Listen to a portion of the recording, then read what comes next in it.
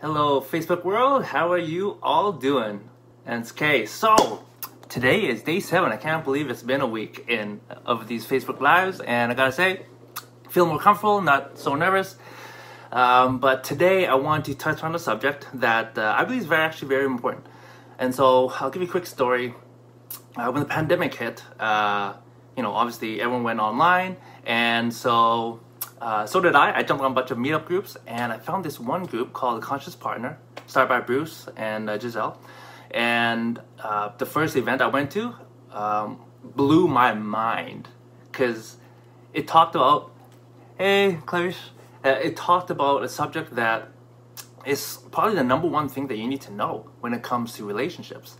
And so this subject, when I started to learn it, I was like, wow, that explains so many behaviors from a past unhealthy relationship that I had. At the time, I just thought that she was maybe young or immature or emotional or what have you, right? Because it just did not make sense to me why she did some of the things she did, right? Smart girl, intelligent, right? And I didn't understand, let's just say that. And so when I learned about this subject, it clarified everything. So hopefully it'll be able to answer some questions to you, because how many of you have had maybe unhealthy dating patterns or relationship patterns, right? It's not just in romantic, but also in your other relationships, right? Friends, siblings, parents. But most people can probably relate to dating relationships. And so when you start to understand this, you'll start to see why people do certain behaviors, and why you may do certain behaviors, or why you may feel a certain way, right? And so what this thing that we all need to learn is called your attachment style, okay? So if you were like me, I had never heard of it before. And it's actually relatively new in the world of psychology. I think in the mid-20th century, people started to talk about it, and theories started to be formulated around the 1980s, I believe. I could be wrong, but anyway, so that's relatively new, okay? So, and that topic though is, when you start to understand it, makes so much sense. And I'm not going to go into all details with this live, because we just don't have time. But anyone who wants to, just shoot me a message later. Right now I'm practicing doing workshops with the Conscious Partner, and attachment style is one of those workshops. So just message me after, okay? So anyway, so when it comes to attachment style, we've heard of the term secure and insecure, right?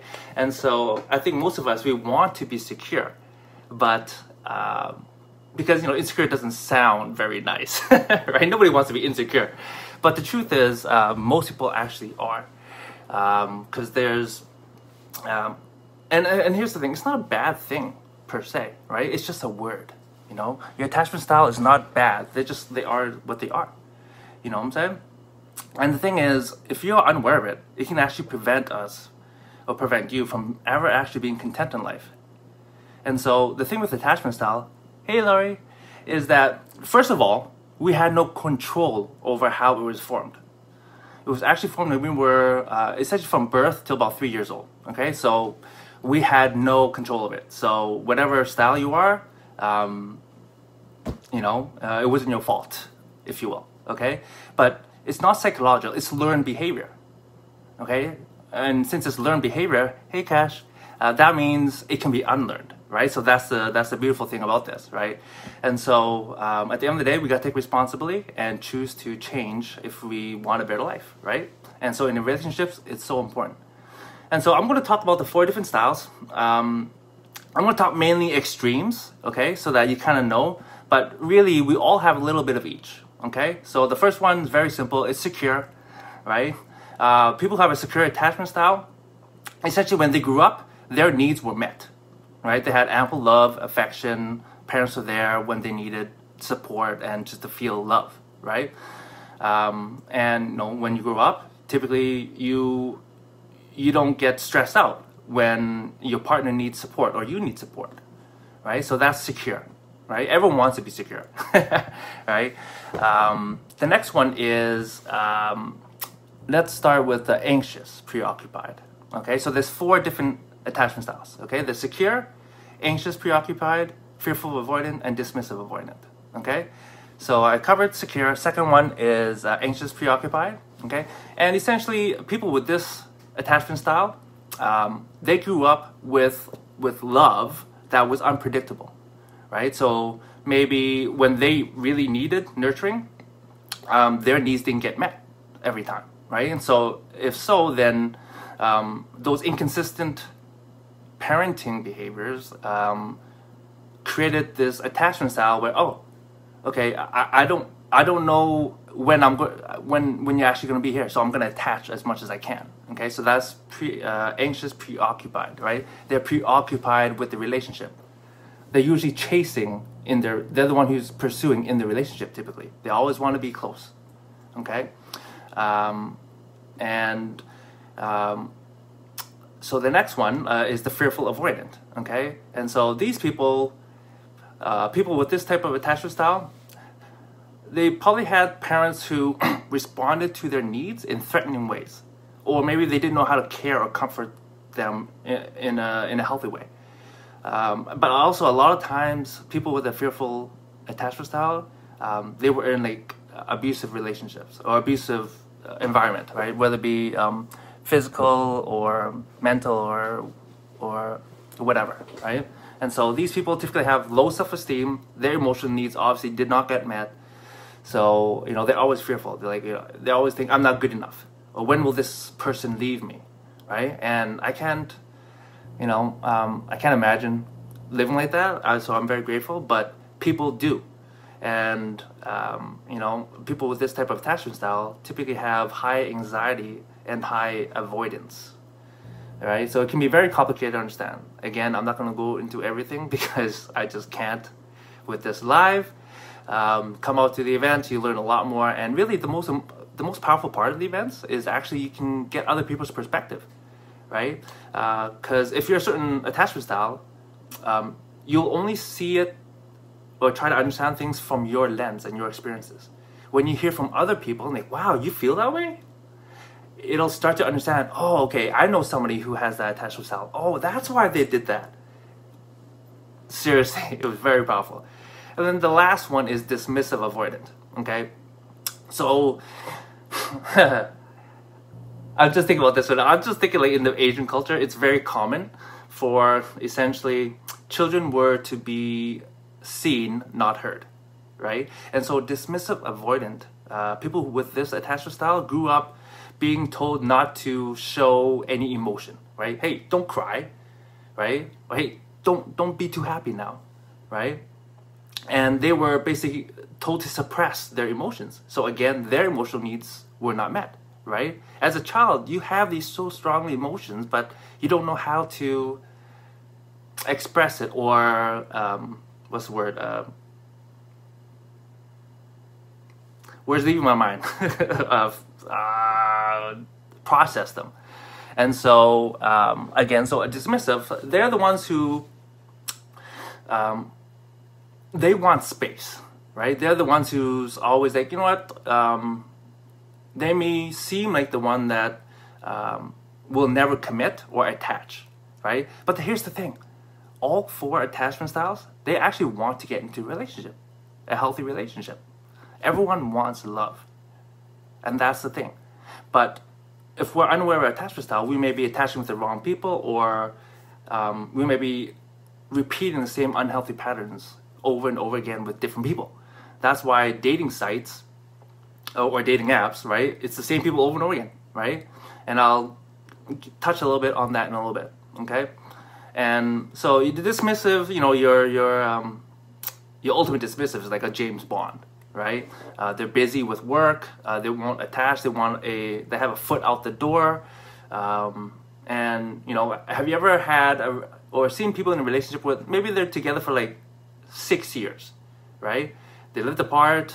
They weren't married, and then boom, they get married, and like 2 years they get divorced, and you're like, whoa, what happened? Well, potentially, again, this is just one area of relationships, right? There's lots of factors. But potentially, one of the partners could have had a dismissive avoidant attachment style. Meaning when they felt that they were finally attached in a relationship, then they wanted to flee, right? And so when they felt that closeness, that was too much for them, right? And so for them, it didn't work. But when they weren't married, oh, okay, I have my space. I still have an out. They felt safe, right? And the thing is, if you're unaware, then you're going to continually repeat these patterns, okay? And so, you know, another way of putting this is, you know, secure people, they typically think positively of themselves and their partner. The fearful avoidant will think the opposite. They'll think negatively of themselves, hence a low self-esteem, but they'll also think negatively of others. So they're very fearful of intimacy, right? They're always wondering, are they going to break up with me? Am I going to be abandoned, right? They have abandonment issues, right? And then dismissives, they think highly of themselves, but think negatively of their partner, right? They think, oh, I'm strong. I don't need the other person, right? It's kind of, again, it's a wall that they put up, right? Not knowing. And the anxious preoccupied, you know, they're the ones who think negatively of themselves, but highly or positively of their partner. They typically put them on a pedestal, right? And so the anxious, again, you know, again, these are just words, right? They typically want to be very close to the partner, okay? Hopefully that makes a little sense so far. It may be a lot of information, but, you know, this is all recorded. It's going to be put on, so you can always go back and cover certain things. But really, the most important thing is, if you really want to understand, just come out to the event later on, and you'll learn a lot more, okay? So, and again, there's a lot of, you know, I'm not going to cover too much about secure, because secure people, they're really responsible, right? They care about each other. They don't get triggered very easily. You know, they're able to take responsibility of their own growth, right? Anxious person, they're the ones who like to create drama, right? They try to use guilt or blame, not to hurt the partner, but to actually keep them close, right? And they'll make empty threats to try and have things their way. Okay, and they're the type of person that would probably text you like 100 times a day, right? But again, if you remember what I said, how their attachment style was created, is because when growing up, their parents were not around, or their caregiver, primary caregiver, was not around, or was very inconsistent in giving them the love and the attention and the nurturing that they needed. Hence, they created this attachment style to protect themselves, right? So they always wanted to be close. Hey Sam, good to see you, buddy. And so that's the anxious preoccupied, okay? And then, yeah, like I told you before, the fearful, you know, low self-esteem, low confidence, right? They're the ones that are most likely to be in an abusive relationship, okay? Because why? Because again, they don't think highly of themselves. Who will want me? Who will think enough for me to actually stay with me long term, right? They kind of self-sabotage themselves, right? And so they find it hard to stand up for themselves, you know? And so, again, this is just an attachment style. This does not mean you're a good or a bad person, you know what I'm saying? But it's important to learn these things. And again, and then the last one, dismissive, avoidant. They're the workaholic type. They head down in their work. They don't want to attach. They basically have that foot out the door, okay? And they're the ones that are most likely to get in a relationship with someone who's married. Okay, so you know, it's so important again to really understand these things, because if you don't, you're going to continually repeat all these things. Okay, let's see here. And I'm going to finish off with how the different types attach, okay? And why certain people kind of... you ever wonder why you get attracted to the same type of person over and over again, and it's so unhealthy for you? This will explain it very clearly, okay? But again, I won't be able to really get into all the details, but secure people, typically when, you know, they're in the dating world, right? They take their time to actually get to know somebody. Why? Because their needs were met. They're not looking for someone to fulfill one of their needs. But the other attachment styles, their needs were not met. So they're in subconscious, they don't know, unconsciously, they don't know this, but they actually look for someone to fill certain needs.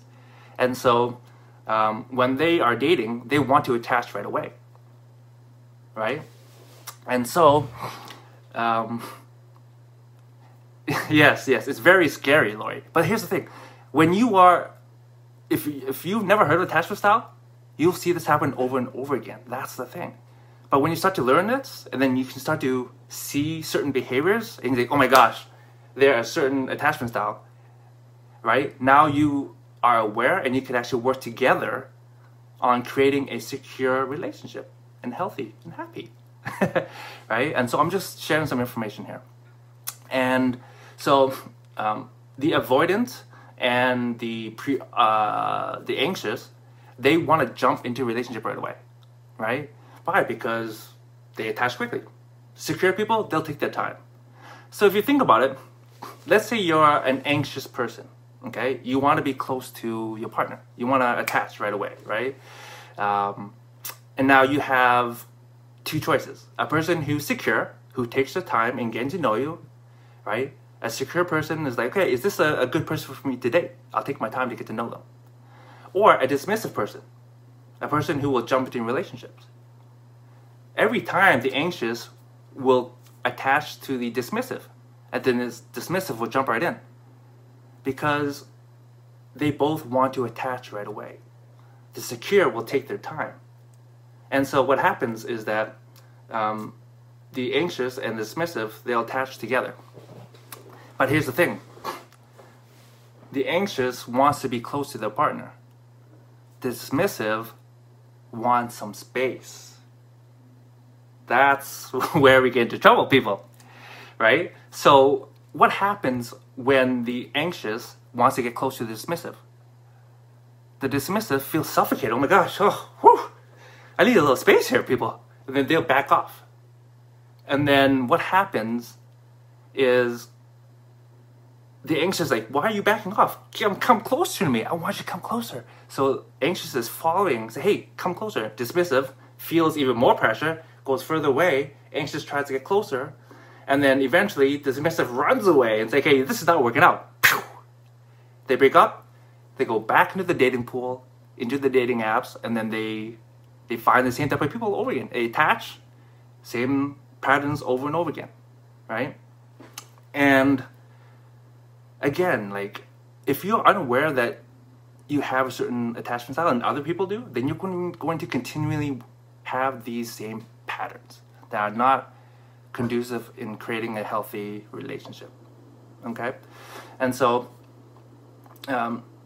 because I'm sure you've heard people talk about, and I'm just going to use an example because typically the dismissives are a majority of men, majority of women are anxious. But that doesn't mean that they all are, right? Obviously, there are men who are anxious, right? There are women who are dismissive, very much workaholics and so forth, right? So I'm just going to use the example where, have you ever met a girl who says, man, he just would not commit, right? If she says that, most likely he was a dismissive. And if you hear a guy say, oh man, she was just so clingy, most likely she was probably an anxious, right? So if you can understand these different attachment styles, over time you can work on it together, right? And you can actually have some fun and just, oh hey, you're being a little anxious, right? Oh hey, you're being a little dismissive, get your ass back here, right? But if you don't actually understand or aware of these things, you're going to actually be very, very hurt emotionally because your needs are not being met. And again, all these things are done unconsciously. We don't know that this is all happening. That's the thing. And so, you know, the first step of change is awareness. So you have to learn about these things first and then practice it in your relationships. Okay? So there's a few more things, but I don't want to, you know, this is probably already like long along live. So, but this information is so valuable. I just wanted to cover enough of it so that people can kind of get an idea. If you really want to get into it, again, message me. I'm gonna do an event probably this Friday and maybe one next Saturday before the end of the year. But I'm not sure exactly when. But this was invaluable information to me, and I believe it will be to you as well. Okay. So if you have any questions, feel free to shoot me a message. Last thing I'm gonna say is with a conscious partner. Right now, I'm practicing leading these events. Right, I've been doing it for a few months now. So, and one of the things that we're going to start in January is it's called dating games, and it's open to singles and couples. So obviously, the single dating games are only singles, and then the couples one will be for couples. Right, it could be like a date night. And the whole point of it is really to help people learn different aspects of themselves to help them actually create a better relationship, right? If you're single, it's to help you actually create a healthy relationship. Because how many times have you gone to dating apps or dating services where, you know, they match you up with somebody, but they didn't actually prepare you to create a healthy long-term relationship, right? They just want your money. Again, there's nothing wrong with it. I'm not putting it down thing, but you know, they take your money for that service. And with these events, it's really to help you become a better partner.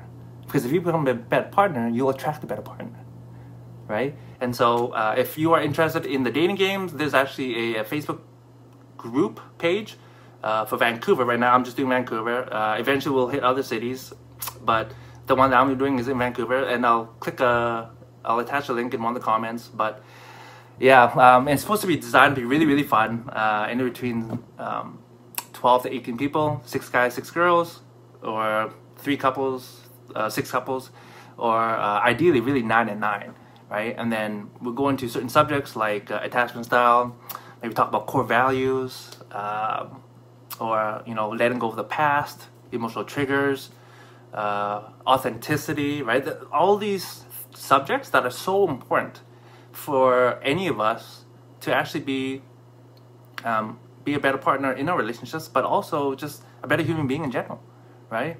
And so I think this live is probably longer than it should be. I just want to share that before I head off. I love you. I will see you all tomorrow. Mwah.